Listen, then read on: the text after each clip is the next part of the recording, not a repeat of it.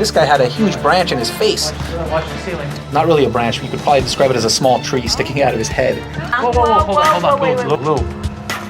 Lower, a little lower, a little lower. A little lower. A little I'm lower. in utter shock when I see this. I've never seen anything like this before. He couldn't even fit through the door, it was so big. A man rode his motorcycle straight into the emergency room. The next moment, to the doctor's astonishment, a thick tree branch had pierced his helmet and gotten stuck in his face by accident. Faced with this emergency, the doctor hurried to help the man into the examination room. But then, after removing the man's helmet, the sight that met their eyes left everyone stunned on the spot. The branch had completely pierced the man's face. No one knew how deep the branch had gone, which posed an unprecedented challenge for the treatment. Dr. Armand had worked in the emergency room for years. He was skilled at handling all kinds of emergencies. Yet that day, a man who rode his motorcycle into the emergency room caught his attention. A long, thick tree branch had pierced the man's face and protruded from the helmet he was wearing. It was as if a small tree was growing out of his head. This bizarre sight immediately drew a crowd of onlookers. Sensing something out of the ordinary, the doctor stepped forward to check at once. Watching the blood gushing from the man's face continuously, the doctor realized the urgency of the situation. He immediately called for his assistance and carefully helped the man into the examination room. After a brief conversation, the doctor quickly found out what had happened. A short while ago, the man had fallen off his motorcycle by accident and crashed into the bushes beside the road. At first, the man didn't feel anything, but when he tried to adjust his helmet and get back on the road, he found he couldn't take the helmet off. Touching the branch sticking out, the man panicked completely and rushed to the hospital on his motorcycle at once. Looking at the doctors around him, the man's nervousness eased a lot. Having worn the helmet for a long time, he felt his face getting hotter and hotter, and he was also extremely thirsty. He was anxious to take the helmet off, but the doctor stopped him immediately because the branch was still in place. Any random movement of the helmet could cause more serious injuries to the man. Thinking the emergency room had no tools to remove the helmet safely, the doctor specially called in a professional repairman.